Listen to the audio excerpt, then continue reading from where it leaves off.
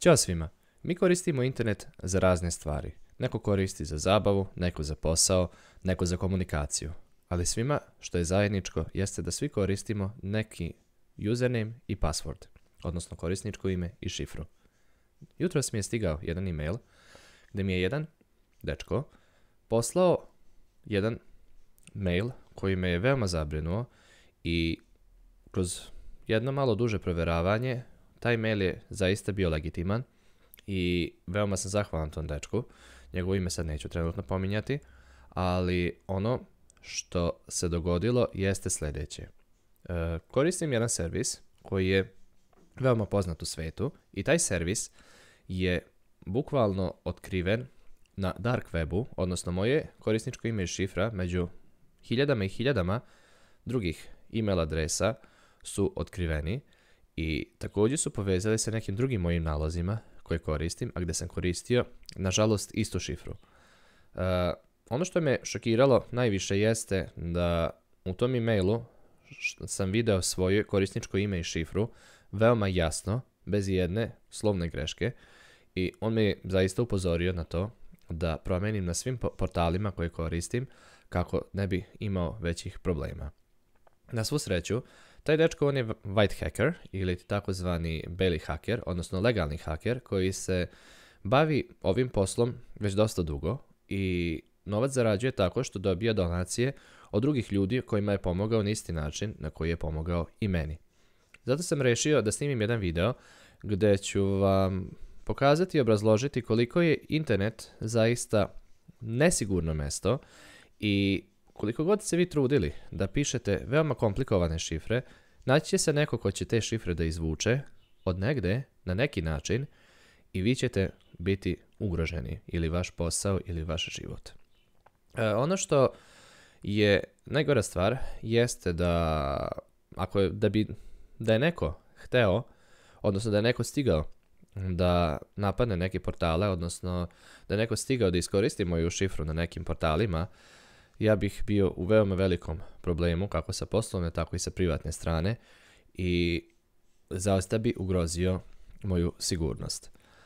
Ja sam na vreme, hvala Bogu, reagovao, znači bukvalno kako sam primio taj email, ja sam odmah promijenio sve svoje šifre i malo sam dublje istraživao neke stvari i shvatio da bukvalno ne postoji nijedan siguran sistem što se tiče interneta.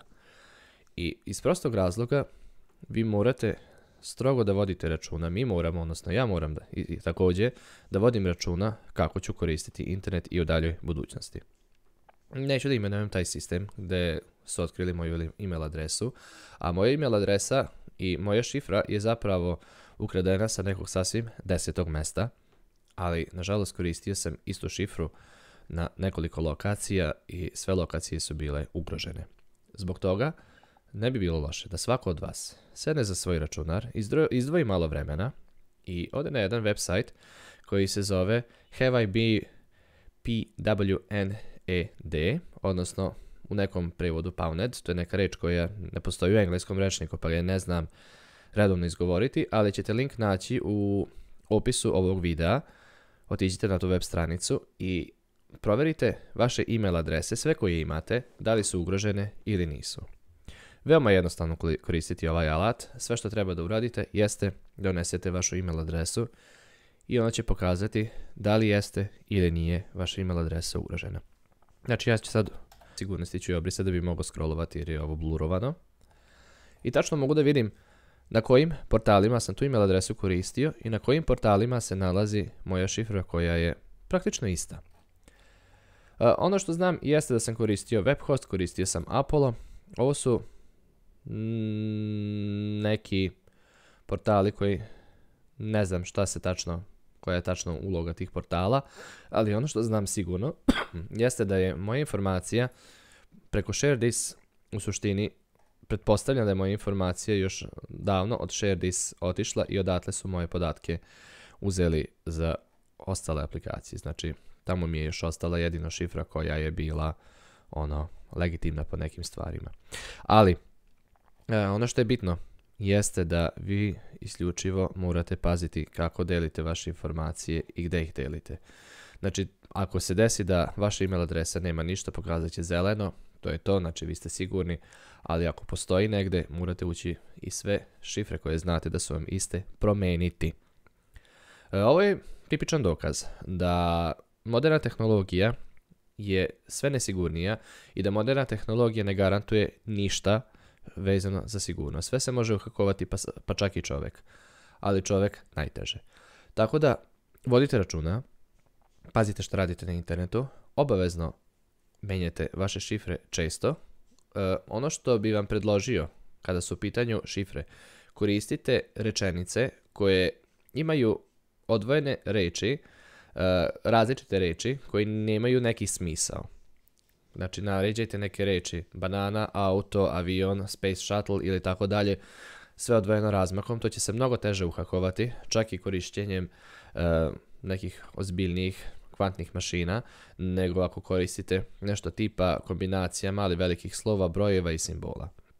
Razlog tome je što kompjuter baš može lako da otkrije simbole, brojeve, mala velika slova i da iskopa vašu šifru u roku od par sekundi do par sati, dok kada koristite različite fraze sa što dužnim rečenicama sa različitim rečima, to može potrajati i nekoliko stotina godina u računarskom smislu.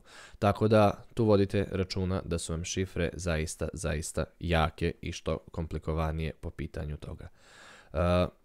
Nadam se da vam je ovo pomoglo. Ako vam je pomoglo, dajte neki like, zapratite ovu stranicu, odnosno YouTube kanal, pa do sljedećeg viđenja. Ljudi moji, hvala vam i ćao ste.